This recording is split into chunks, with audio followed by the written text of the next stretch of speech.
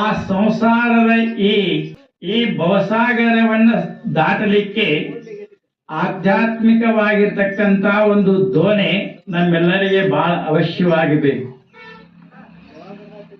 ಆಧ್ಯಾತ್ಮದ ದೋಣೆಯಲ್ಲಿ ಕುತುಕೊಂಡು ಭವಸಾಗರವನ್ನು ದಾಟಿ ಪಾರಾಗಿ ಹೋಗೋದು.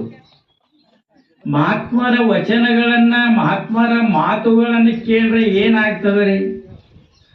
ಏನು ಲಾಭ ಆಗ್ತದಂದ್ರೆ, ಮನಸ್ಸಿನಲ್ಲಿರುವಂತ ಏನು ಅಜ್ಞಾನದ ಕತ್ತಲೆ ಇರ್ತದಲ್ಲ, ಆ ಅಜ್ಞಾನದ ಕತ್ತಲೆಯನ್ನು ಓಡಿಸ್ಲಿಕ್ಕೆ ಮಹಾತ್ಮರ ಮಾತುಗಳು ಜ್ಯೋತಿಯಾಗಿ ನಮ್ಮ ಜೀವನಕ್ಕೆ ಬರುತ್ತವೆ.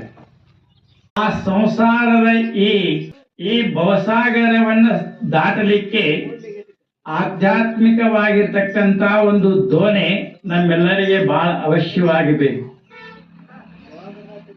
ಆಧ್ಯಾತ್ಮದ